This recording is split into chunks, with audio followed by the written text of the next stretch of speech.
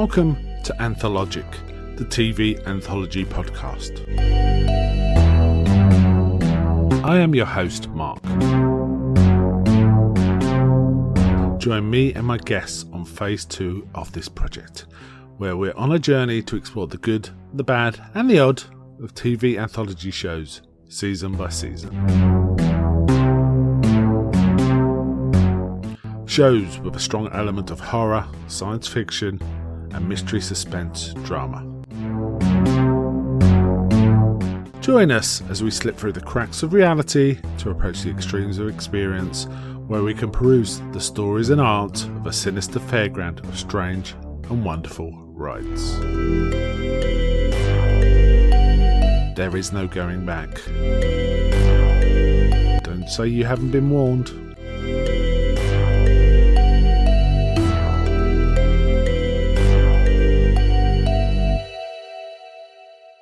Welcome to this episode of Anthologic with your host Mark, and joined by my ever-present co-host for this phase 2 of Anthologic, Scott and Stephen. Hi guys. Good morning. Right, so today we are back to probably the thing that keeps us all going, even though we haven't done that many episodes of phase 2. We're back to Inside number 9, and we are on series 3 now. We have been doing 6 episodes. In fact, we did 7 in the last show because we did the Christmas one of series 3. But we decided this is rich meat. We want to take our time on this and savor it, right? So we're only doing the first 3 episodes of series 3, and one of those episodes we've already covered in the last one we talked about, The Devil Christmas. We're just worth a second shout. This one, mate, absolutely worth a second look at. Yeah. So. First 3 episodes of series 3. Right, let's just jump into it. Episode 1 is The Devil of Christmas, which, we have already covered before, so this will be relatively brief, I would imagine. Loved the rewatch, personally. Now, Stephen, you've seen this multiple times. Was this only a second watch for you, Scott, or have you seen this? No, third, because I've seen it before and I watched it for the last time we spoke, and then I watched it again on Thursday night. Still one of my favourite episodes, mainly because of the nostalgia type thing, knowing that it's recorded on 70s camera equipment with the crew that were about at the time, Graham Harper directing it.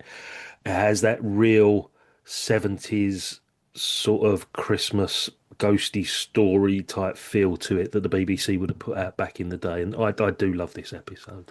Yeah, and we saw it was kind of riffing on the stuff we've already covered, like for example that excellent episode of TV, The Exorcism, and I can't even remember the series name, but I remember the episode in Dead of Night. Dead of Night, and what was it? The Woman Sobbing. Was it? Yeah. There was a third, but it wasn't very good. But those 2 were very good, and it was very reminiscent of that. Yeah, I mean, this is even cleverer with rewatch, isn't it?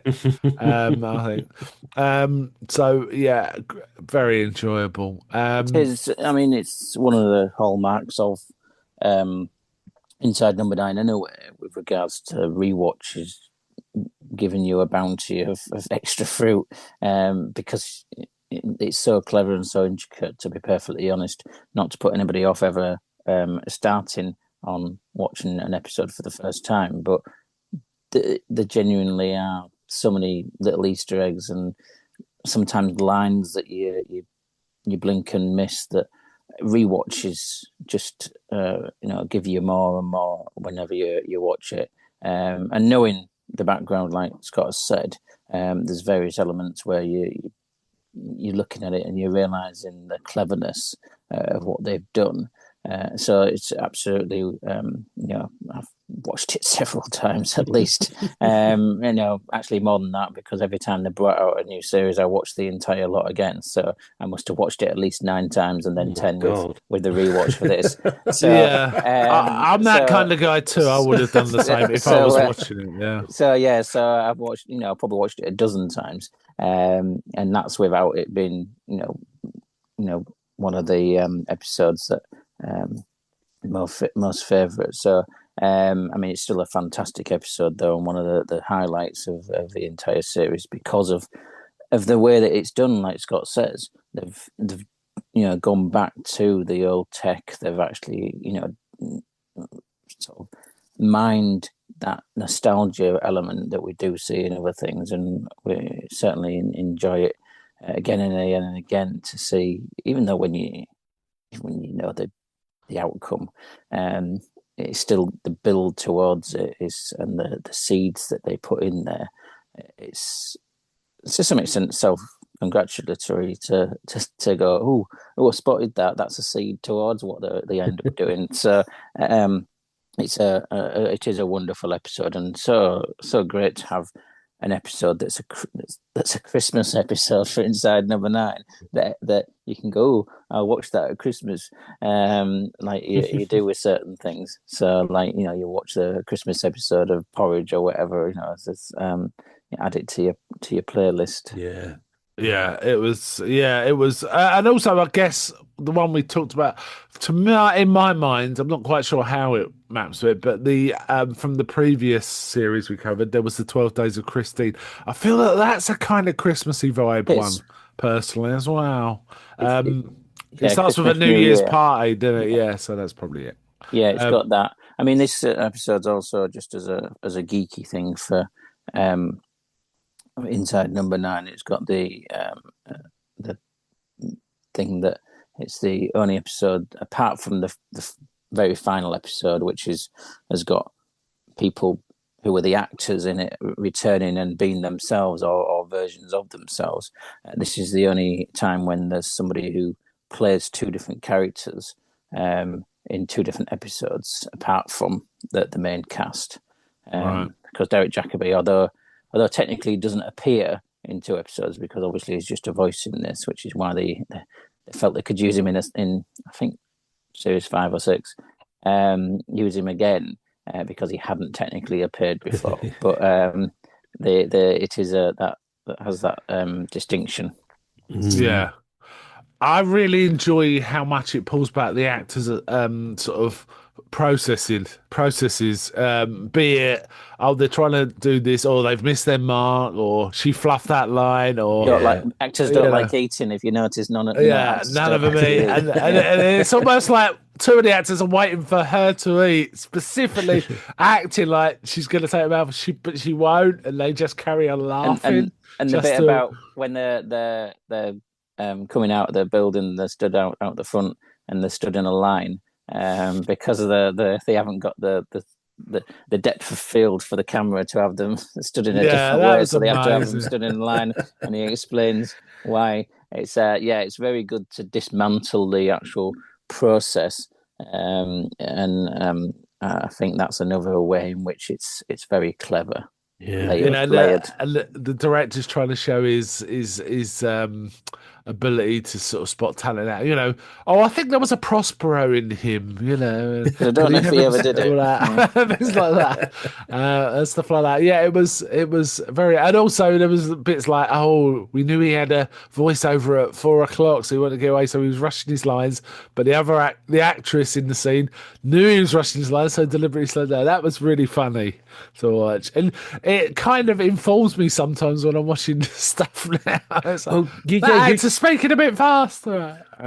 You think about it, Derek Jacobi's narration is a DVD Easter egg, isn't it? It's supposed to be a commentary almost. Well, we think it's a commentary on the episode. Yeah. It turns out towards the end how dark this becomes, what he's actually describing.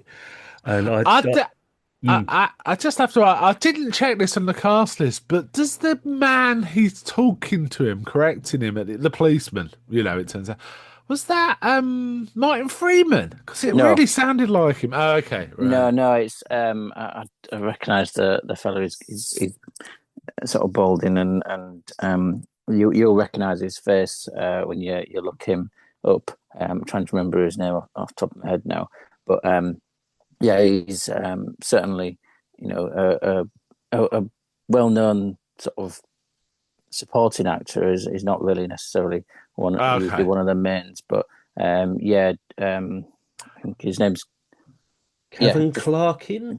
That's it. Yeah. Yeah, I'll probably have to Google that. So you recognise his face, and he's been in quite a few things. But and I recognise the voice because he's fairly distinctive with that. Or at least I thought it was, but now I find out it was mistaken for somebody else. But but no, I think his delivery is maybe underappreciated because he does pitch it exactly right. That he's sounding like he's curious, and you don't realize why that curiosity is there. But he is also like almost as a film fan spotting things that probably irrelevant to what he's actually there to investigate. But still, that's what teases out some of the things that he does want to go to. So whether that's actually his character is genuinely interested in the process and caught up in what he's actually looking at, or whether it is a method to get the information he does want, it's a question mark. But certainly his delivery and the intonation in his voice and etc., I think is underappreciated as an acting part in this. Yeah. I just enjoyed that. I've just got to mention, if you look at the Wikipedia page for Devil of Christmas, there it shows a small image of what looks like a movie poster for the episode, and it's really fun. It's a really fun looking poster. I think they created them for all of them, Stephen. Yes. Oh, yeah, do yeah, they? yeah. I've got to look into that. I've got to look into that. Absolutely. There's. And they're a different style, each one, that is more in keeping with.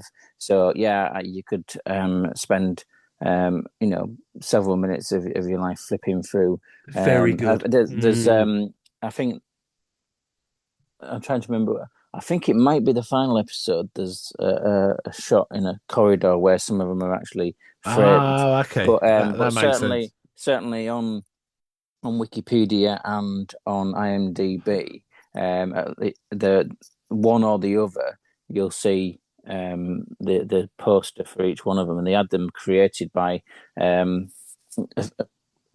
compatriot, a friend of theirs that does these kind of things, these posters, and they are in this, as I say, in the style of whatever the episode is. We'll happy to discuss that in each subsequent episode because this one, it is very much that 70s styling with a clawed hand coming in and people's surprised or screaming faces and people looking like they're in horror and shock, but it been illustrated as a style rather than photography. So they are beautiful bits of design artwork for each episode. So yeah, go back and look at the ones we've already done as well as in future. Yeah, this episode stands out because it didn't air with the rest of the, it aired at Christmas and the rest of the series started in February. It also got a different director compared to the rest. All of series 3 is directed, apart from this one, Devil of Christmas, is directed by Guillermo Morales. I'm probably butchering that, but this one was Devil of Christmas was directed by Graham Harper. And I know that person. Doctor Who. Of course. And there's a few arch references to it. They talk about Pertwee having his favourites. Derry Jacobi's character says, I wanted the Wurzel Gummidge gig, but, Pertwee had his favourites just like he did on Who. And all this kind of stuff, So this is an old lag of a director, who's been around the block a lot of times. Yeah. His TV, yeah. So that was fun. Really, really fun episode. He does actually reference that again right at the end. Saying if only he got, I think he says, if only I got Wurzel Gummidge is almost his last line, isn't it? So, apart from interview terminated. Can I just say to anybody that's not seen Inside Number 9, if you think this episode is dark, because I always thought this was one of the darkest episodes when you realise what the subject matter is, wait till you get to the third one we're going to be talking about today, because that still shocks me at how dark this series gets. It can do. Right. I also want to mention of just watching this series as a general comment, they cast really well. Oh God, yeah. They cast so well in these shows. I think Okay, across the board, yeah. The if you look at the cast list on IMDb just for the show, just for the entire show rather than the individual episodes, the names that are in there are fantastic. And admittedly, when they first do the first series, um, it's still got some really good people in it who are maybe emerging, but it doesn't have some names maybe that are as bigger names and recognizable at the time at least as there are later on. And it if you look at that cast, it's a who's who of who was acting throughout those years and who is they could attract bigger stars. I mean, Natalie Dormer, I think, is one of them, and etc. Later on, and they've got people who are have got bigger names and more popularity, more maybe even worldwide, and they draw them in because people have after the first series, people are going, oh well, they're not just the turned up noses and catchphrases from Legal Gentleman, and which still was a lot cleverer than I'm describing it, but yeah, could be written off. This is people recognising the actors themselves, and people actually, I think, to some extent, wanting to be in it. And I'll reference that when we get onto the next one. yeah, yeah. I just think, I mean, the fact that they cast people that are relatively unknown in some of these episodes who become more, it's just a tribute to the greatness of the casting. They're picking very talented people, and it really works. But the general cast, that entire list of everyone who's been in every episode is an amazing list as well, right? Yeah. Yeah. Okay, let's move on from number one and talk about one we've not talked about before, The Bill. So episode 2 of series 3 aired on the 21st of February 2017. Set single, like many of these, single location story, right? Many of these are that. Many of these could be done as a short play. Almost all of them are done in a single location and bottle episodes. Yeah. And there's very few. I mean, the last one there was a that which is still on a set, so it still is arguably in one location that they've got the outdoor bits going into the building. But there's very few of them that have anything. I mean, subsequently in this series, there is one where there's a scene in the street outside a house, but then the rest of it does happen inside the house. There's very few that happen in multiple locations, Yeah. And there's most of them, and this is one of the examples. They happen in real time, so it is a half an hour snapshot and not done over. And there are exceptions to that, obviously, particularly 12 Days of Christine. But this one is absolutely one that fully fits within that set in a single location, set within a half an hour or slightly less time scale. So, which is sometimes in the past with other things have been done as a constraint that they've had with filming time or budgets for sets and etc. But this, as you say, they make it work. This is almost like an intention to produce something like this and overcome the challenges of it. And you've correctly identified that this is a beautiful example of how to make it work. Yes. So this one is 3 gentlemen who all know each other are taking a guest to a restaurant and have a meal, and it's time to settle the bill. So we have 3 Northerners. I'm quoting from Wikipedia. 3 Northerners: Archie, Malcolm, and Kevin. So that's just with Pemberton, and we get Jason Watkins here, who's pretty fantastic. They call him kind of ironically the Professor.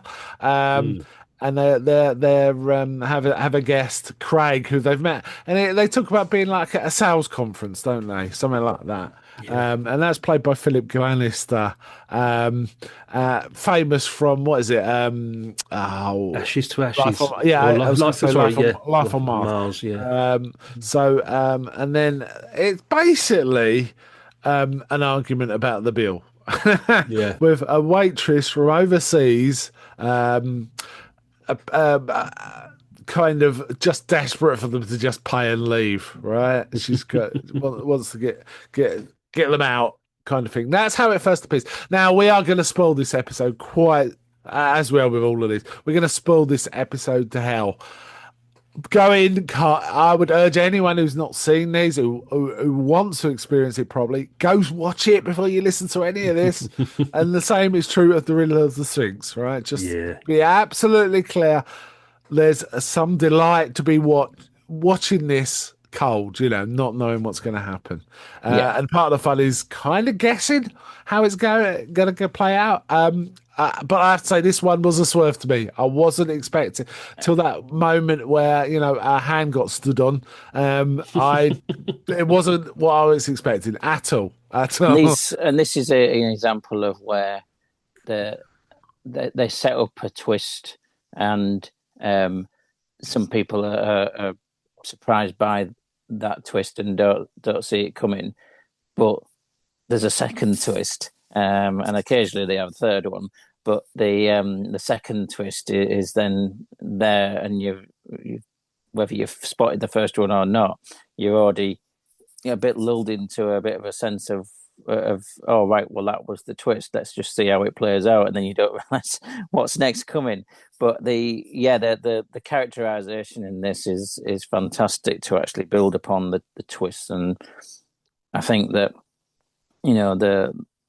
the characters are, to some extent, particularly the Northerners, are reminiscent of the three blokes out of Legal Gentlemen, Jeff and Mike and yes, there is a bit Brian. of that. There's a bit of that in there, but yeah, it's this episode. I think is they've got the way in which there's a con on for deliberately using a phrase there, because that is really a nod towards the series that was around called Hustle, of which Philip Glinster's brother was one of the permanent cast members of. Oh, I did not know Hustle. that. I didn't know any of them. So there's a thing there, and Philip Glinster, I think, if I read somewhere at some point, that he had a busy working schedule and wasn't gonna do the episode, but then when he read the script he couldn't resist it. So that's, I think, worked out well. I mean, it's three Northerners and a Southerner, the North-South divide, which for anybody not in the UK probably won't appreciate fully, although I think most countries have a north and a south, so they might understand. But the Southerner who's splashing the cash and versus Northerners who are perceived and allow themselves to be perceived as being a bit more hard up and struggling in those terms, I think, is and parochial. Yeah. So a lot of the comedy episode is about that, referencing each, the Southerner saying, "Have a whip round for your whippets" or whatever, and it's some good stuff like that, and it's kind of funny, and what is it? Kevin, the professor, is kind of really counting the pennies, and he's worked out exactly what he's got to pay and what the 10% tip is and all of this kind of stuff. While Archie and Malcolm are kind of trying to throw their weight around and sort of say, "Let me pay," and all this kind of. I feel attacked. Well, there is a bit of that in this, isn't there?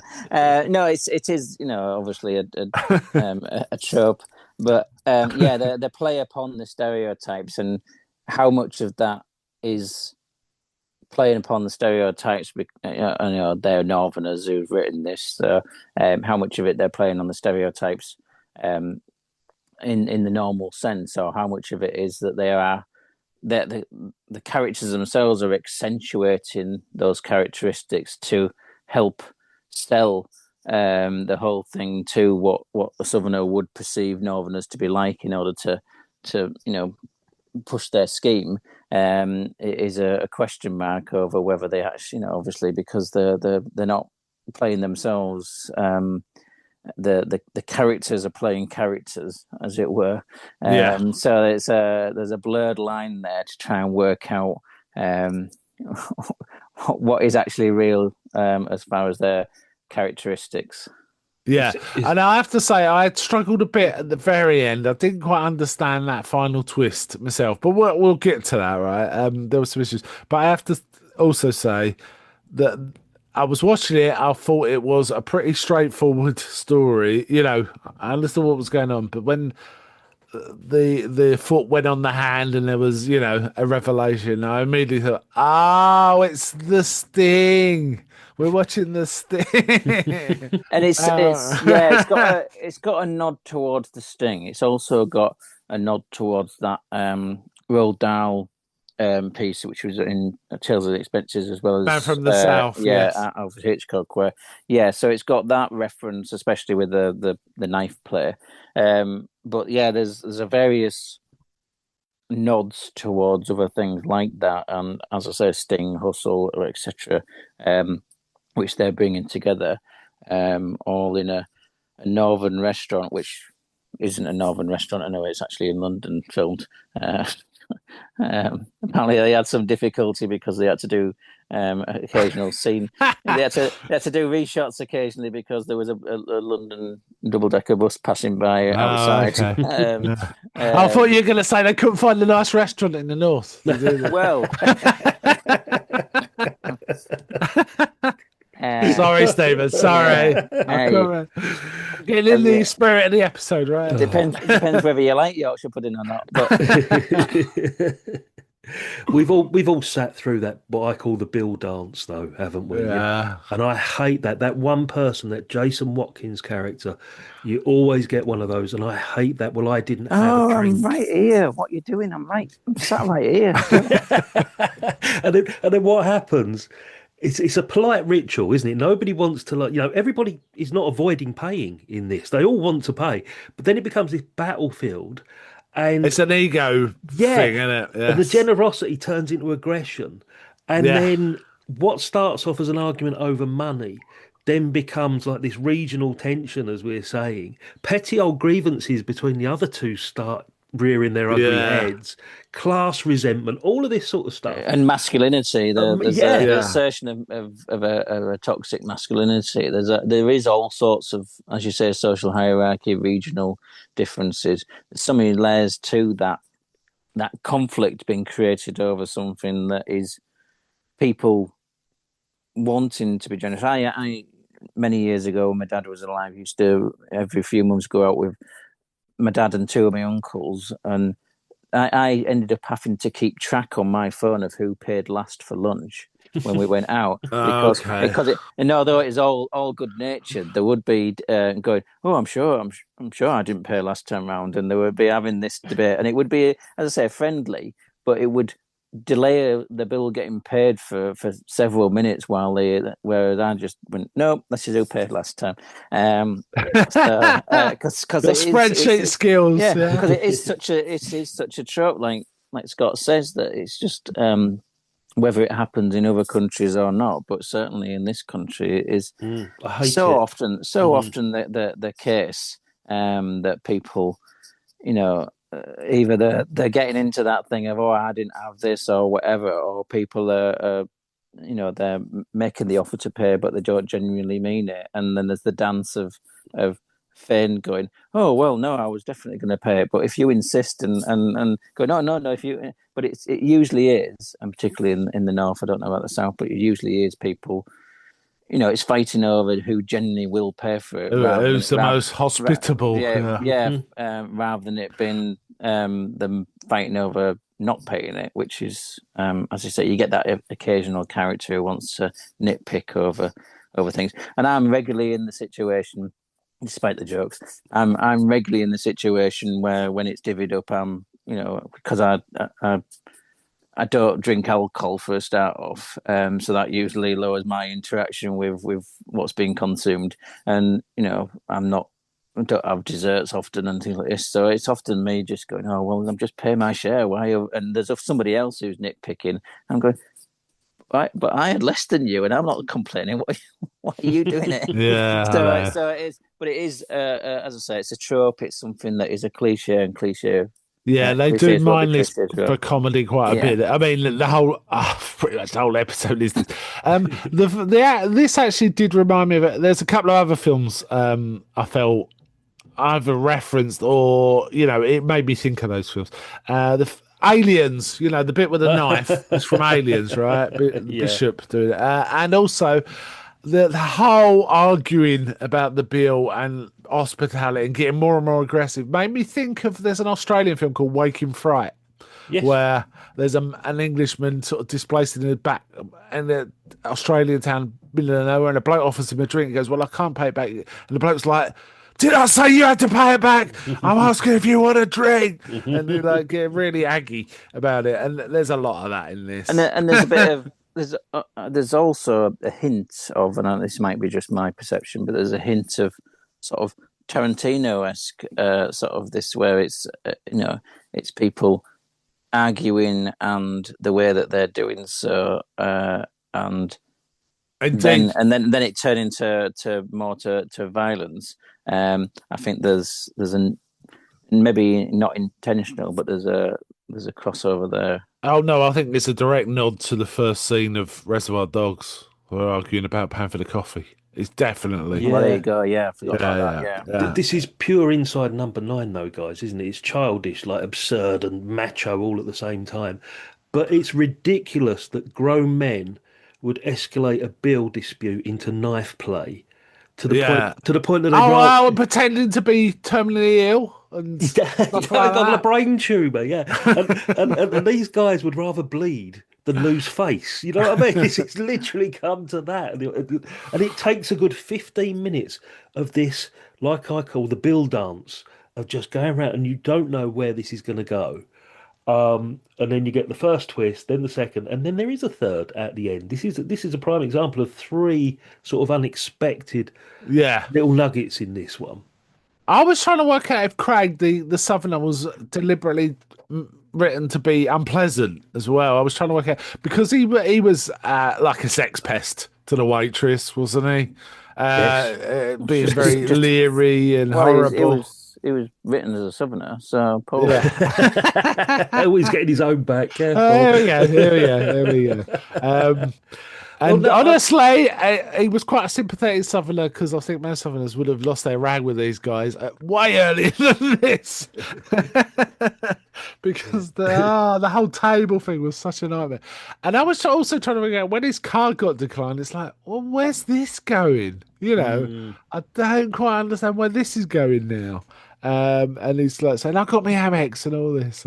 But did you notice that there was, the card was declined, yeah. but he wasn't given the proof. Normally, when your card's declined, you get given the receipt to say that it hasn't been charged. Part of the Oh, card. I've never had mine declined, so I wouldn't know. Yeah, well, I've actually experienced that this week because I've got a scratch on my chip on my card. I've had to order a new one. But yeah, normally there's some kind of them making sure to prove that you haven't, been charged or the card has been declined or whatever. But they don't do so, and she doesn't do this for him in this because the card hasn't been actually attempted to be processed to be declined, because otherwise that wouldn't allow for the follow up with him needing to get money from elsewhere. Yeah. I thought the first twist was actually when Archie revealed he's an ex-lag, a con. And it's got a backstory. I thought, where's this going now? I thought it was going to be something around that.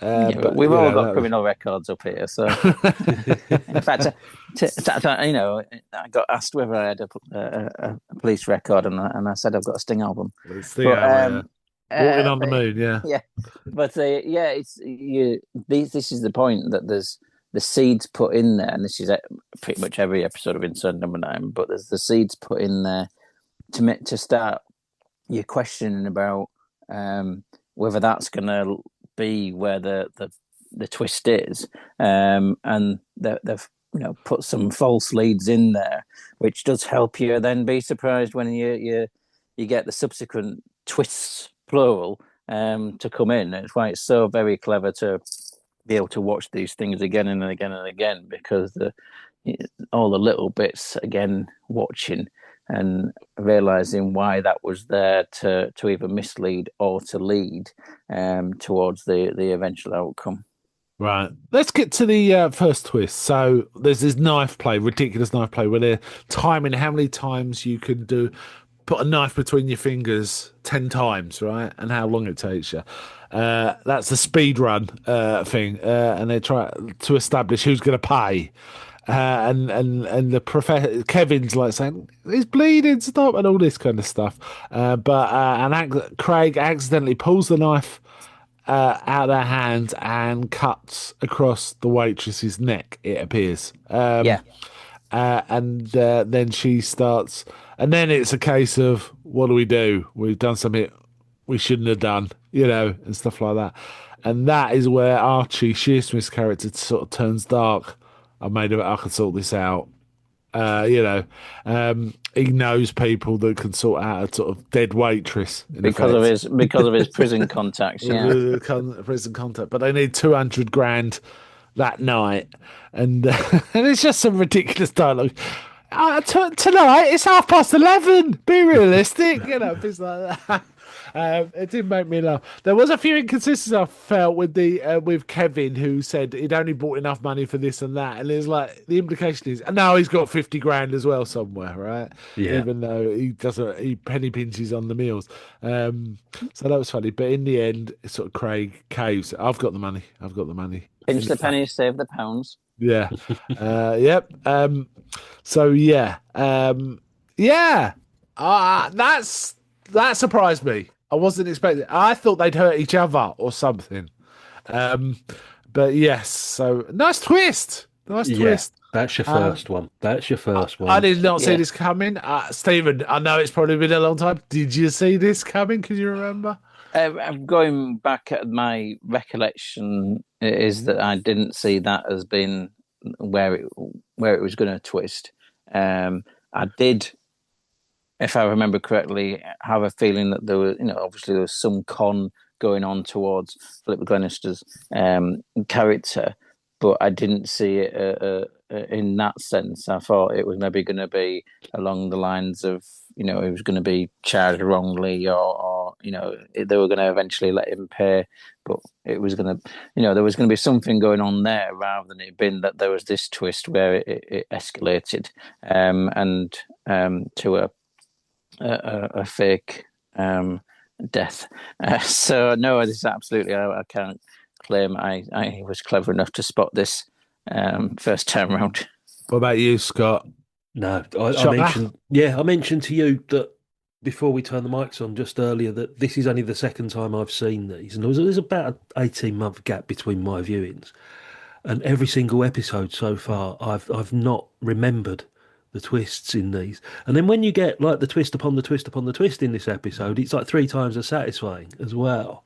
Yeah, because you're just constantly like, oh bloody hell, completely forgot that, and it's still surprising, and I love it. I love the fact, and the only sort of nag or sort of niggle that I might have with this first twist is that they're relying on Philip Glenister's character to try and stop the knife thing, and then this elaborate arm movement, and then the waitress has got to be strategically positioned for that to happen. So that was the only thing. But another thing about the waitress as well, you've just got to mention, although she doesn't sort of play as much screen time as everybody else, she does a lot of work in this. In the background, setting things up. There is a brilliant shot where they're just all holding the bill, hunched over the table, and she says, "It's not on the house." She says a phrase that means on the house, but she's deliberately on top of the home, and she's slowly creeping towards the table, reaching out for the bill, and it's a brilliant shot. It's an absolutely brilliant. But you're saying about the choreography of it within the actual, not the the acting of it, but the actual characters acting, doing the setup for this scheme, the choreography of making sure that they get Philip Glenister's character to grab the knife and her to be in the right place. I mean, seemingly from the very end of this episode, this is not only a well integrated, thought out process, but it's practice. The implication is this isn't the first time they've done this. Yeah. In probably to the same script. So it seems that probably they've rehearsed this and actually carried it out with other people, so everybody knows their bits. As I say, there's a question mark over whether this is the first time they've done it, because when they give up on the plot, as it were, is that to be taken? It was a first time and lack of success, or is it that this time it didn't work? Yeah. Yeah, there is that. I agree with you, Scott. Though it's like that's a certain thing you can't. It had to for it to feel more like it would work. As someone else would have had to have done that bit of it. One of them would have had to have done that bit of it, but still implicated. Craig. Yeah, it's just a somehow. bit. It's just felt a bit lucky that the whole situation panned out the way it did. Yeah, that's the only niggle I have with this. Yeah. So basically, then it turns to how we're gonna, we need 200 grand. What we're gonna do? And in the end, Craig's like, "Oh, I've got 200 grand." He goes, "You got 200 grand in your wall safe?" He goes, "Yeah." And he keeps phoning up his own parents, sort of saying, "Go to the second drawer. Do not open the first drawer. Whatever. Or go to the right side of the wardrobe. Do not, under any circuit, look on the left side." And indeed, that's acknowledged at one point. I want to know what's on the left side of the wardrobe. So there is that. And as he's talking on the phone, he accidentally stands on what appears to be the dead waitress's hand. Well, they said she's dead. She's dead, right? And that's why they need 200 grand to sew down. She goes, "Ow!" And it's like, and then it all breaks. And then I was like, "What? Oh, it's the sting." That's the moment the penny dropped for me. And they're still trying to play. She might be still alive, but we still have to clean her up. We still need the money, and it's like, yeah, it's not happening, is it? And then all the characters slightly change. There's a bit of, I told you it was too overcomplicated, and all this. They just acknowledge it's a con, right? Yeah. And they're not going to try anything further. But then I really liked how Kevin, the professor, ironically up to this point, but I'm not so sure now, gets real dark, doesn't he? Says, "Oh no, we're not doing this," and it gets quite sinister fast. And this, I thought, oh, it's going to go this way then, right? So yeah, that was a very short bit though, wasn't it? That actual turn. And what happens next? It was quite, a minute and a half, a couple of minutes. Between, Craig working out it's a con, and then acknowledging it, and then suddenly, we can't let this just go. We can't let this go. Coming to the last twist, I didn't really understand it. I don't think it was necessary, this last bit. I don't understand why they suddenly do it all again with Craig in the waiter seat. What I think's happened, Craig has confessed earlier that his wealth has made his life boring. There's this slight hint that, okay. Yeah, that being rich isn't all it's made out to be. And he's probably realised that this little group of people is having such a blast and making money at the same time. I think that's the whole reason it happens, but I don't think it was necessary, to be honest. I don't think we needed it. I didn't really understand it, to be honest. But I think that there's an implication that he already is not only what, like you've said, Scott, but also that maybe his wealth isn't something that has brought him happiness, but also in the sense that it's not maybe been. He's already got a corruption to him. Which is the whole sting thing about and hustle, that you can't con an honest man. But I think there's the hints, well, not hints, but the seeds that are put there with regards to the suspicious what's in the drawer and what's in the left-hand part of the wardrobe, and then his sleaziness with regards to his au pair and etc.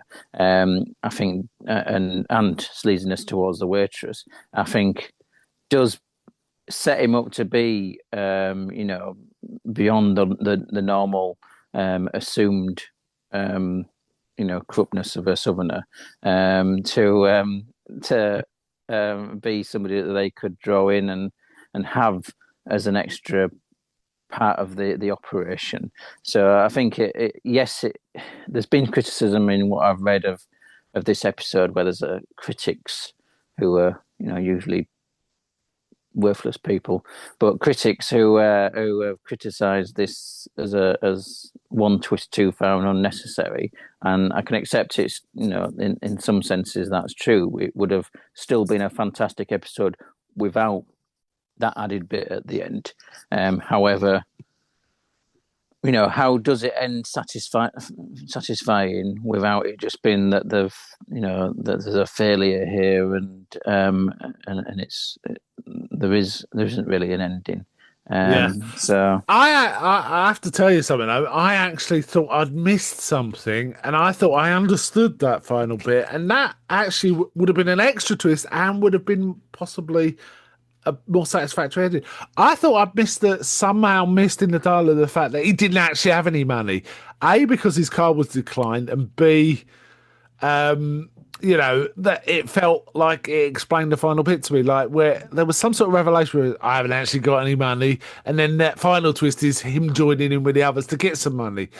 And I it thought could be, I missed a yeah. bit, and I went back Uh, and watched, and I couldn't see any of that. So I thought I don't quite understand that ending. Then, however, however, that could be true. I mean, yeah, what's to say that he was actually, there was anybody on the else of the end of the phone, as far as an au pair, going and looking for things, and he was just adding the don't look in the drawer bits to as a convincer. it sounds like a con And man's kind of trick to make it more yeah, but bring in yeah, someone's to emotions, right? distract. Whereas it could be that there was no au pair, and there was no money, and but at the point at which he's been drawn into the con, he believes that the waitress has been killed by him, and therefore why would he be then saying he got money to pay for the cleanup if he didn't, because that would put him into a situation where the cleanup wouldn't happen, and Yeah, he'd be closer towards a time frame of being, done by the law for it. So, but Scott's explanation is probably a better one than that. he It's just out of wants some boredom. fun. Yeah, He wants some more fun, or he sees a way of getting money easier than what he has done. yeah, yeah. Great cast. I really, really enjoyed this one. The waitress, like you say, did she had a bit, but she was terrific. Her physicality, like when she was moving towards that bill with the hand out, was great. She was really good, and I'm sure I've seen her in other stuff, but I couldn't quite place her. But she No. was very, very good. They all were good though. Really enjoyed this one, though I didn't quite, like I say, I didn't quite feel the ending landed for me. But Mm. yeah, all right. And the artwork for this one, with it being a big carving knife and the faces are arranged under it, that's again a bit, taking a different tack on the style compared to the previous episode, which was more the 70s sort of horror type thing. So this is a different style, which is worth looking at, as all the artwork is. Yeah. Right. Any final thoughts on this one? I mean, we're going to talk about all three again at the end. Any final thoughts on this one specifically, Scott? It's one of the funniest ones, I think, because you recognise that social situation. We've all been involved in that thing at the end of the night at a restaurant. But out of the three, it's the weakest. But there is going to be a weak episode when you're watching these in succession. But it's still enjoyable. Possibly one twist too far, as we say. Yeah, for me, I did like the bickering. The Pemberton Shearsmith bickering stuff is gold. There's always gold, isn't Yeah, it? You know, yeah. the little niggles at each other, little silly comments. Even about They're his little. They weight come at up one with point. Yeah. phrases. They come up with funny little phrases, and they just made me laugh. Sometimes you Um, get the impression they're channeling something with that, but there you yeah, go. they've obviously had a conversation, or they've heard of.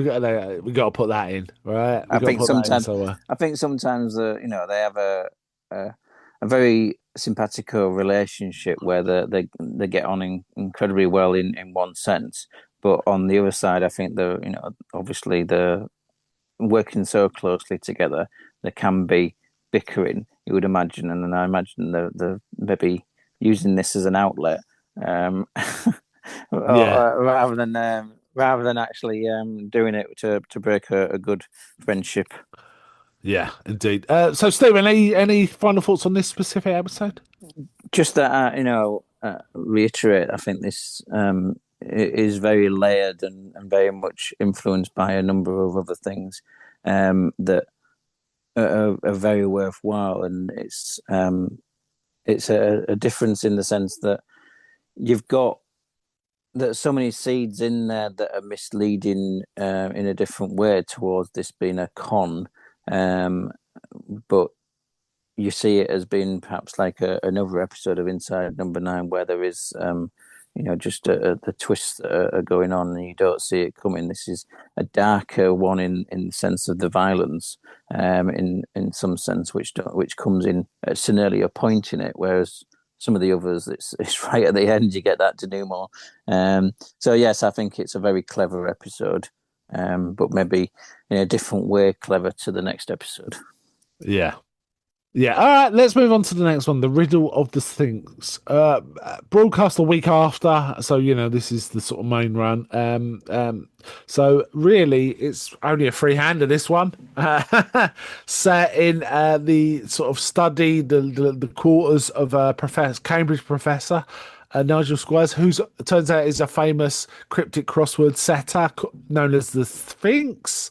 And one night, a young lady kind of breaks into his office, and you know, shenanigans begin.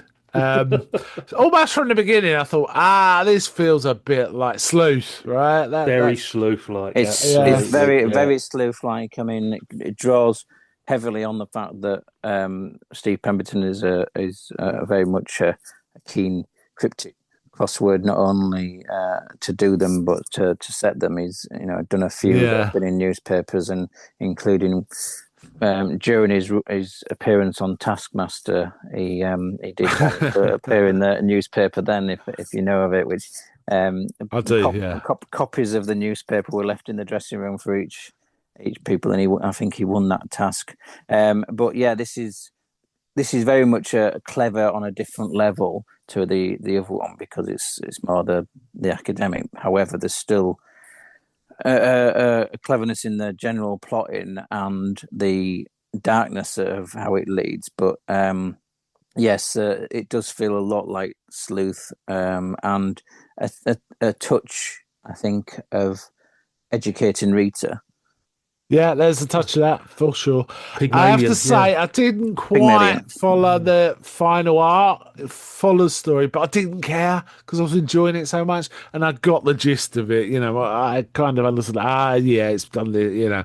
But I need to watch it again though. I definitely need to watch it again. And I went back a few. There was one bit at the end that totally confused me, but I did rewind about a minute and watched it, and it that made sense to me. So, but we'll get to that when we get to it. Yeah. So, young lady breaks into this professor's study, and he finds her. And it turns out she wants to be there to find out the answers for the next day's cryptic crossword, and he sets them.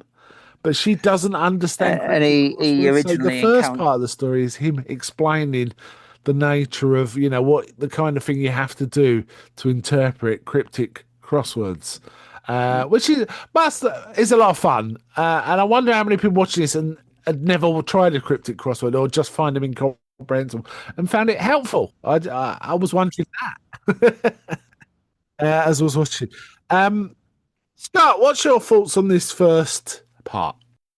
For me, I do a cryptic crossword pretty much every day on the train on the way into work. So I know the mechanics of how cryptic crosswords work. So I didn't need that explanation. But to see somebody so enthusiastic as Pemberton doing this is a Yeah, real joy because, I don't know all the tricks of how some of these clues work. And it was a bit enlightening as well at the same time. The joy of this for people that do cryptic crosswords is that the hidden meanings within a cryptic crossword are known as Ninas. I did And not know Mm-hmm. that. yeah, Mm-hmm. are known as Ninas. And I only found this out this morning when I was digging for a little bit of background on this. Stephen saying about Pemberton being an enthusiastic crossword setter. The actual crossword that's used in this episode appeared in, I think it was The Guardian, The that Guardian, morning. yeah. That morning. Right, right. The morning that the show was broadcast, that blank crossword grid appeared with those clues, set by a guest setter known as the Sphinx. So it's brilliant sort of cross promotion that they got national sort of coverage in a newspaper for those that do the cryptic crosswords, and it is excellent the way that all twists together. For me, I thought Krampus was dark. This is the darkest of pretty much Oh, it goes. all. It Oh swoops into no. super dark. Yeah. It goes to places where you think, "Whoa, it's gone there." You're not going there. Yes, you are. Um, and it is very, very unsettling at the end. It starts off as you said, a bit like Educating Reacher. It's more sort of My Fair Lady and Pygmalion as well. You've got nods to Sleuth. Chekhov's mentioned. Isn't Chekhov's gun mentioned at some Yeah, point check in out. He this says as well? Anton. There's a bullet from Anton. He says. Because Yeah, he first encounters her when he comes into the room and finds her as broken in. he's got the gun. He's got the gun, Yeah, and as Reese Shearsmith's character later on references Chekhov. The yeah, whole thing about Chekhov saying if you introduce a gun in the first act, you need to have used it by the last act, and the otherwise fifth. Yeah, they feel cheated. yeah, Yeah. So that comes into it very much, that there's the original gun, and just referencing what you're saying with regards to the cryptic crossword setting. Reece Shearsmith had never done one previous to this episode, and then subsequently got into them apparently. Mm, And I think it does say, I think at some point they do mention about Nina, about it being, but there are a number of Ninas in this, same as there are a number of hairs in this, because apparently there's hair is in actually the crossword, as well as yeah. the hair that we look for in every episode, the statue It's hair, which in not this case is on the desk. But yeah, in the crossword grid itself. Letters are broken. If you read down, it says one lepus.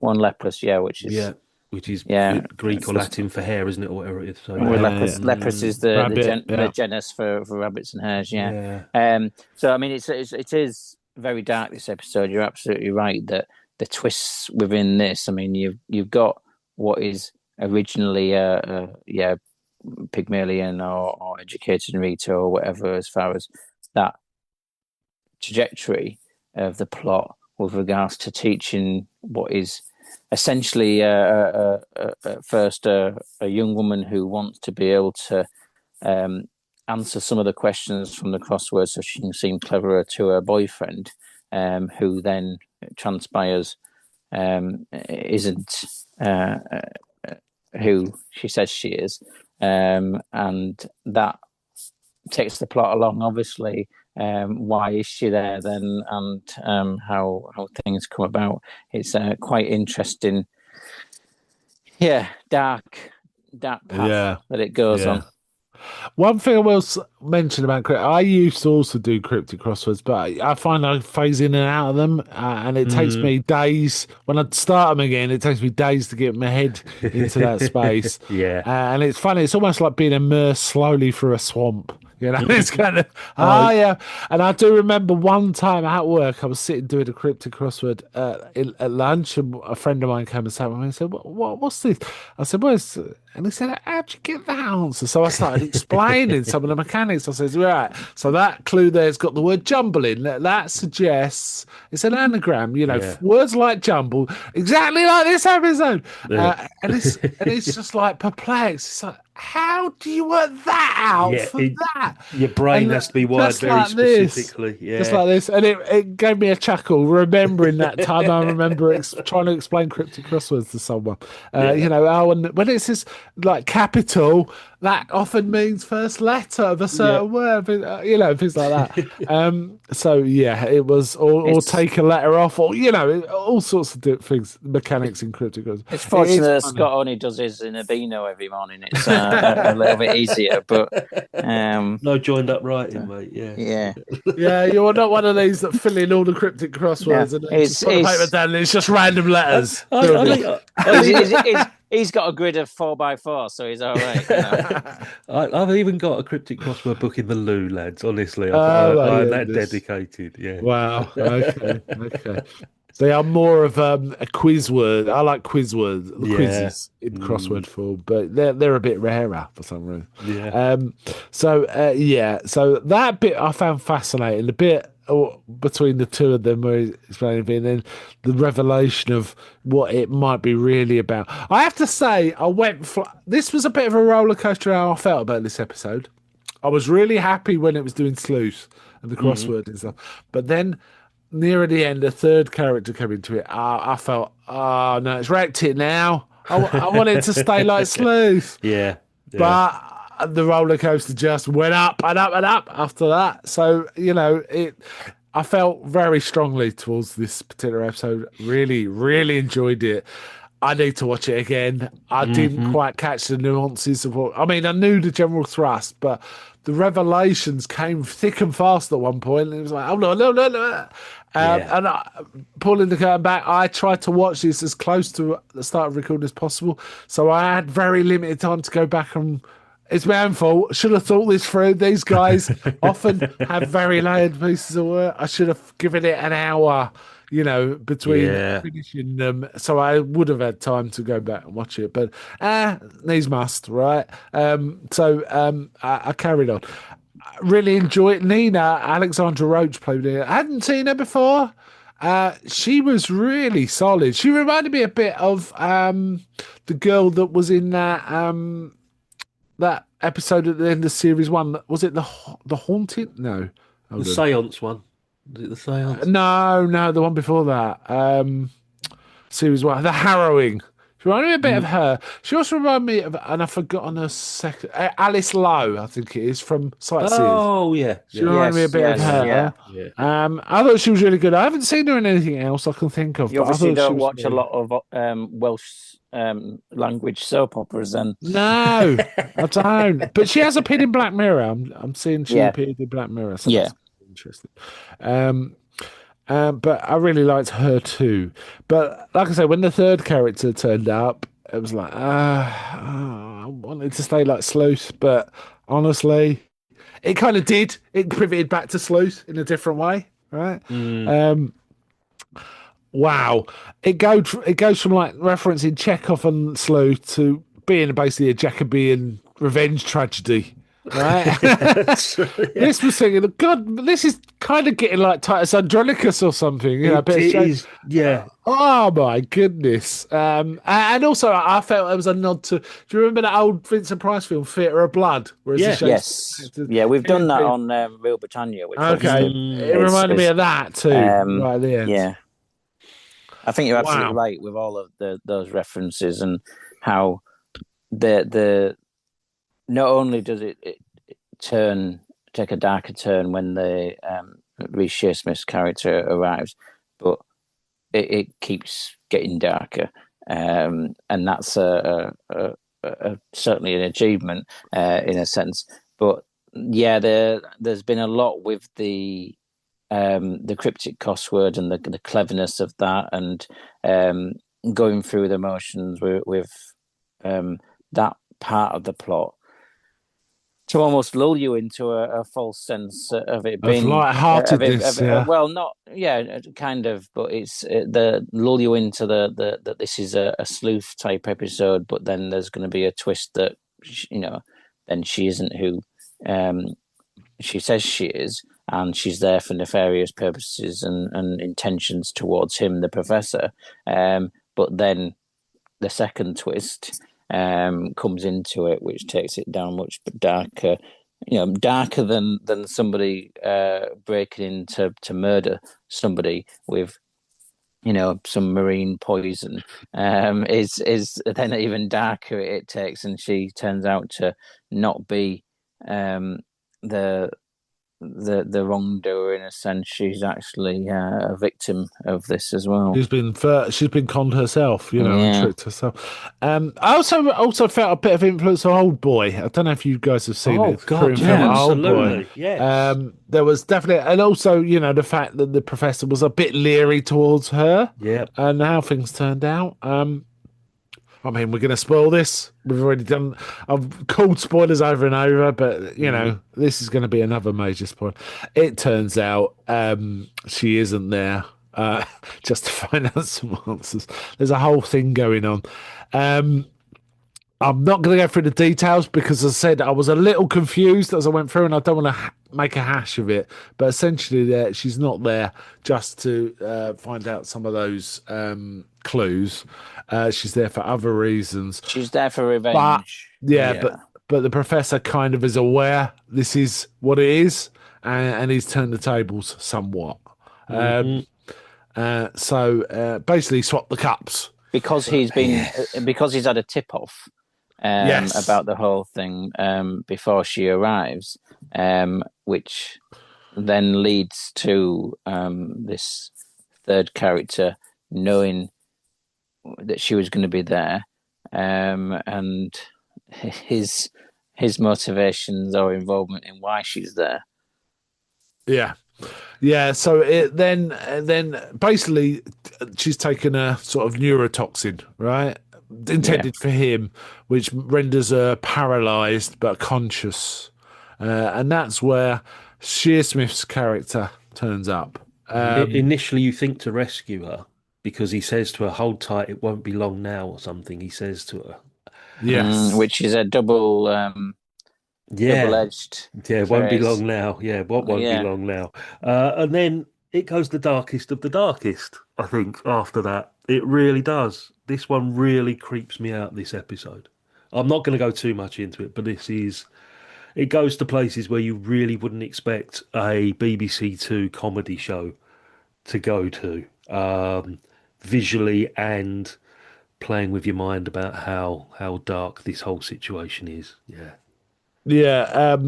I mean, I also made me think of what was it I always get this title wrong. The Thief, the Wife. Cook, the Thief, Wife and the Lover. Yeah, That his one. wife, her lover. Yeah, There was a touch of that too, right? With how Mhm. this precipitated out. And Um, the second Silence of the Lambs, what Hannibal as well. yes, yeah, a good Mm, shout, yeah. yeah. Essentially, there's a bit of a pound of flesh requirement here, but not just getting it, but eating it. Yeah. And it's super dark. And who the girl is, we find out who the girl. Don't want to spoil everything, I guess, but it's quite important. And it's kind of tragic. And oh man, did it go dark? Which, well, like I say, this was a bit of a roller coaster.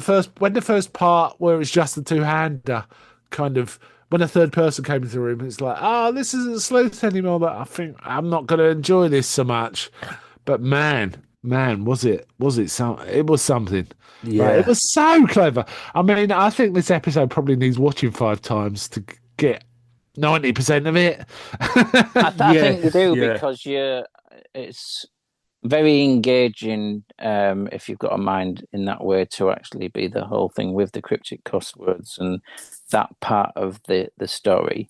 That it's, I think, possible that in some senses that fills your brain with intricacies and then the subsequent plot then because it's a different trajectory ends up being that your mind's stilled a bit too much on the previous, that you can't absorb properly that second part of it. So a whole third part of it rather. So I do think absolutely, yet again, I mean, it applies to every episode. They all warrant a rewatch, but in this case, there's attention needed, definitely, to try and Yeah, get I through all of also that. feel like there's stuff in the background, maybe on the shelves or on desks, that have significance that isn't obvious until you've watched it a few The times. Sphinx reference is there underlying because the myth of the Sphinx was that he devoured, or Sphinx was female, wasn't it? I think devoured Yeah, she for anyone who couldn't answer the riddle, riddles. got eaten, And got yeah. yeah, Mm. Yeah, was but which then there's then it ties in with the trajectory of life, which the riddle was, with regards What to what's on four legs, and in what's on four, that one, then what's on two, and then what's on three, because it's a baby and a man and an old man with a stick.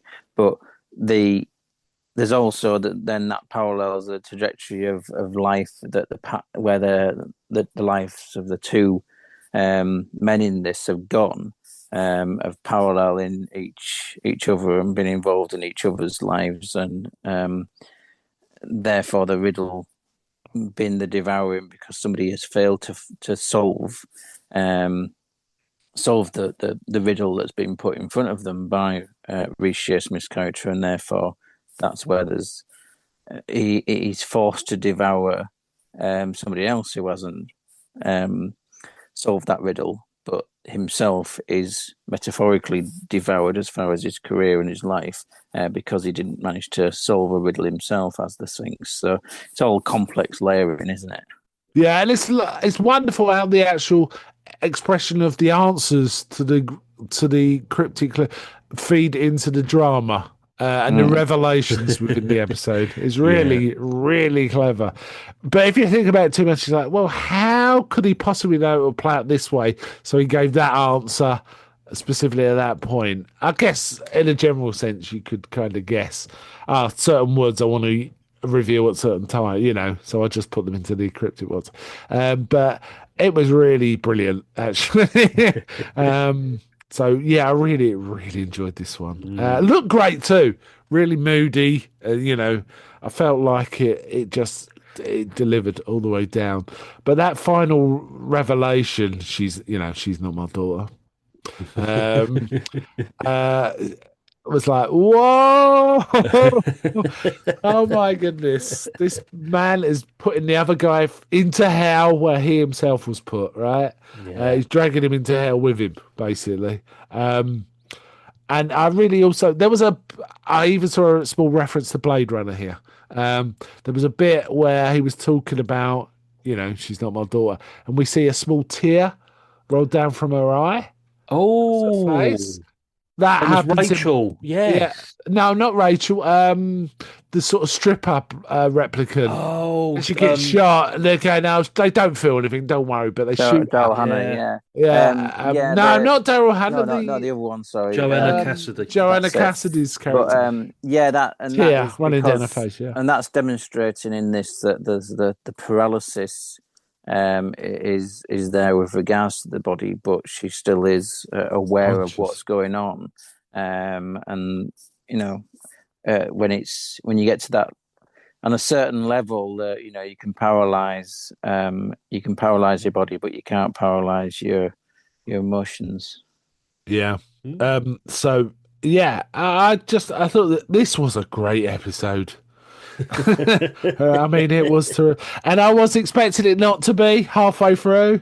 So Oh, I okay. thought, Yeah. okay, this is going to be okay. But to be honest, Mark, they haven't let you down yet, have they? No, and they won't, honestly. Can I Um, can I just ask Mark? Sorry, Steve. Can I just ask Mark because Stephen and I have seen these. I've only watched them all once or twice now. Stephen's watched them multiple times.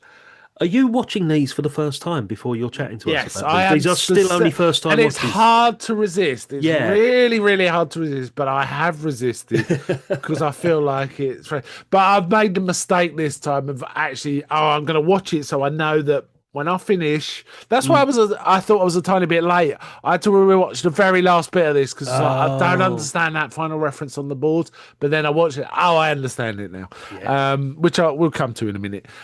So I'm specifically doing this because I want to be the virgin in the room, basically. Mm. I want to be the first time watcher when we discuss it. But next time, I will definitely leave an hour between what I hope will be the end of the last one and when we start recording. So I have got time to. Right, I need to rewatch a bit of this. Digest it, yes, yeah. And understand a bit better. Be a good Which is idea, why I've that. been a bit sketchy on this last one because I didn't quite follow the plot revelations. I think I was paying attention to wow, what's on the board, and why is he looking? Why has he got that expression on his face and Yeah. things like that?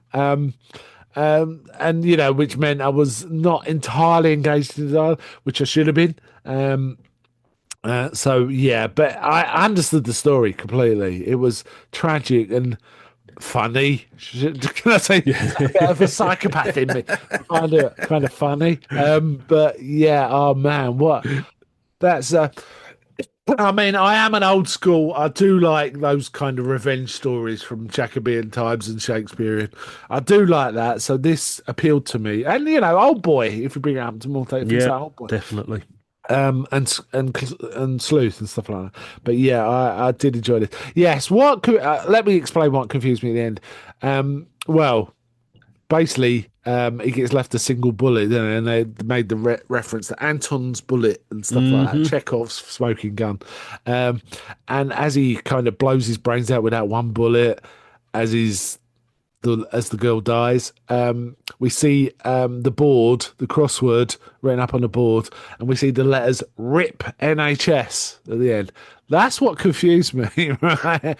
Now, his name is Nigel Squires, but just before he leaves, Shea Smith's character says, your middle name's Hector, isn't it?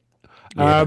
Now, I thought this was going to be some sort of classical allusion to Helena Troy or the Trojan Horse or something because of Hector. But it's because his initial is H, so NHS is his initials. So Yep. RIP NHS then made sense to me. It's like, was there some hospital thing I missed? But yeah. So clever. Yeah. Yes. So clever. Yes. This one I will need to rewatch. I'm probably going to watch it later today. I would if I were you, mate, and then just get back while to I'm us. And fresh on it. we're happy to chat about this further, honestly. Maybe I'll watch it a couple of times before we do the next three, which will be a few episodes. So we could just revisit this again, a bit like we did with Devil of Christmas. I think it kind of warrants it. Sometimes you do have to give these a couple of goes. And in Yeah. Stephen's case, 9 or 10 goes, and he's still discovering stuff about. But this it. one is so dense. Like I say, I think you can watch it 5 times and still only get 90% of it. Yeah. I feel like there's probably so many Easter eggs in that crossword. We haven't even mentioned the hair in any of these. Where it was hidden. No. I say the hair in this one is just on his desk but yeah, I mean, previously it was just on the shelf behind the when they're doing a panning shot through the restaurant. But yeah, the hair, like we've said, is in every episode, and it's also in the crossword in a cryptic way, which is very befitting. But yeah, I mean, this one is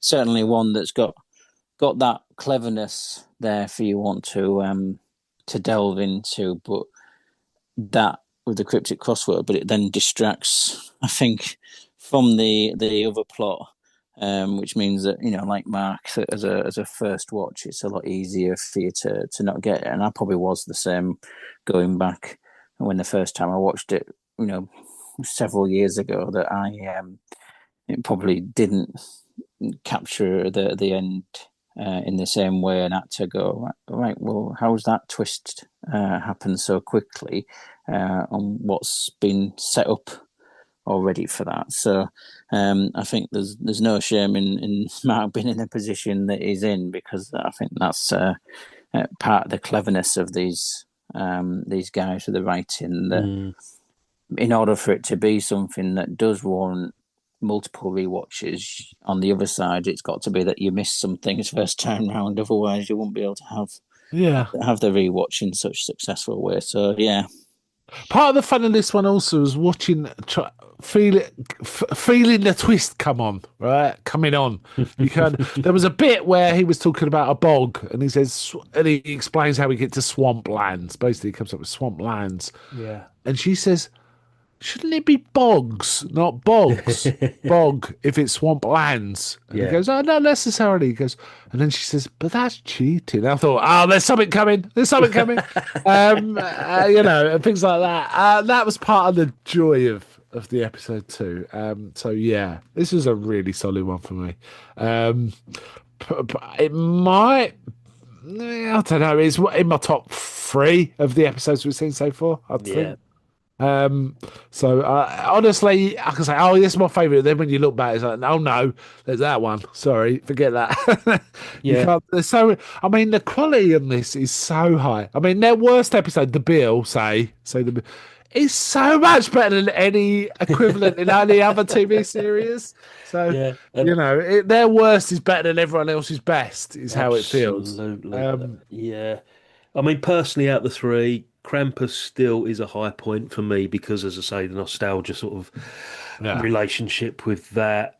The Bill is the weakest of the three because of the extra twist, I think was a little bit unnecessary. But the build up to all of that is superb and very funny episode as well.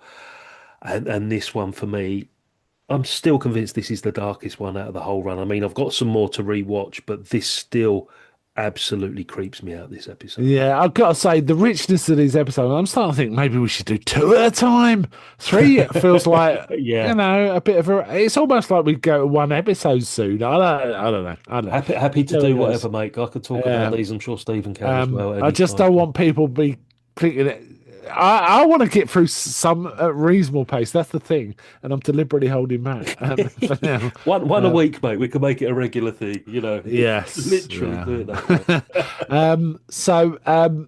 Right, let's go to final thoughts on this episode, then just talk about the three. Stephen, you've seen it the most. Are you still getting things out of it? Yeah, every single time there's things in the episodes that you get an extra bit from, because you pick it up either because you've forgotten, which could be the case with me sometimes, but also it's a credit to the writing, and in fairness, sometimes directing as well, that things have been revealed in such a way that you end up getting that advantage a bit better. So yeah, we've got that on top of everything. So I think that also helps with the rewatches, that you've got so much intricacy in there that the rewatches are fully warranted and fully enjoyable to go back to again and again and again, and you might not get the surprise at the twist, but you do get the joy of seeing how the twist comes about. Yeah, yeah. There is. It's a lovely piece of work. This one, it really is. Scott, again, another watch for you. Third watch, was it? Did This you is say only the this? second. This is only the Second. second. Oh, Yeah. okay. So I'm only a little behind you. Yeah, I reckon you'll be up there with Stephen. You'll be watching them 6 or 7 times, mate. You will absolutely get so involved in these. Yeah. This one, because I do cryptic crosswords, I absolutely adored. The whole point of a cryptic crossword is to misdirect, and how much misdirection is going on in this episode at the same time. And the thing that makes this especially enjoyable, forgetting the dark, deep, horrible side of this actual episode, is the fact that knowing that the crossword itself appeared in The Guardian that morning on the day of broadcast.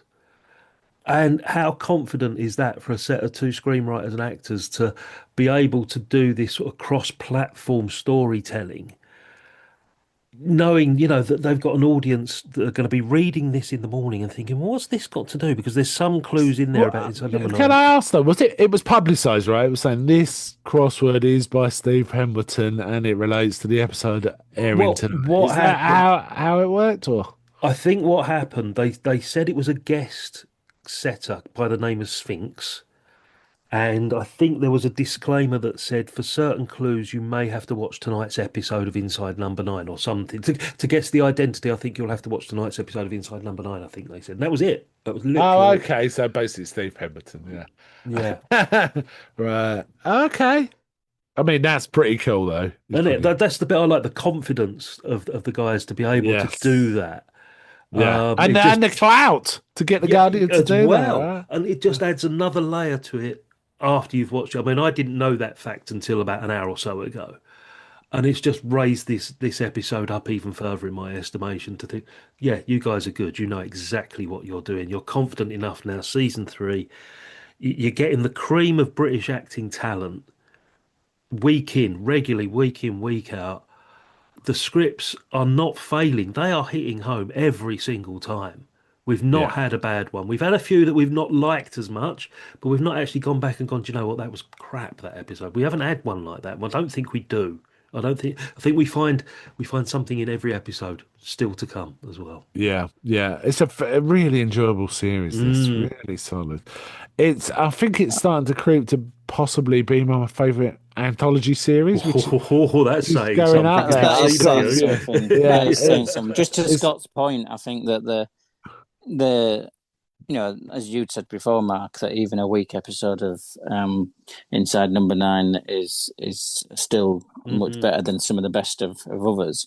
But I think also that it depends on mood as well.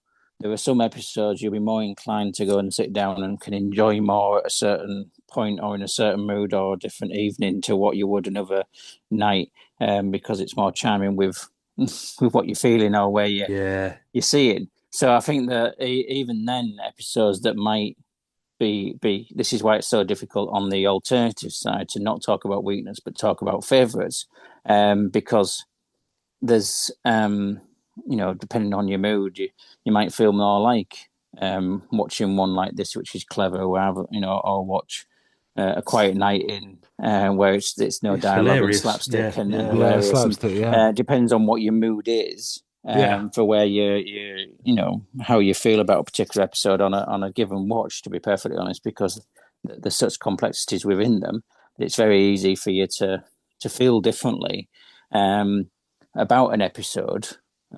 So yeah, and it's every time I say, oh, a week episode of Insomnia 9, and I feel like I have to qualify that with saying, well, none of them are actually weak. No, no. It's just that one of them, a number of them might be rated 9, and there might be one that's an 8.9, sort of thing. Yeah, so but on yeah. another day that one might be a 9 and another one might be an 8.9. So yeah.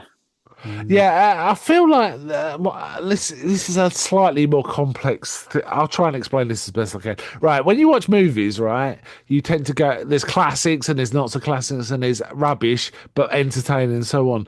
I always like to keep a diverse sort of watching list, right? I Mm. don't want to watch classics all the time because I feel it makes my palate go a Yeah, bit weird, yeah, right? In yeah. terms of the other stuff, I like to mix it up because then I feel like I get the full appreciation by mixing up those levels, right? Mm. I like a fun film now and again. I like for example, I watched the '50s Fly recently, goofy exploitation film, right? But then Yeah, I watched something way more sort of a classic movie. yeah, Um, with Number Nine, it's all great, but the built-in diversity means I don't feel like my palate's being skewed, so that anything else I watch is somehow much less worth my time.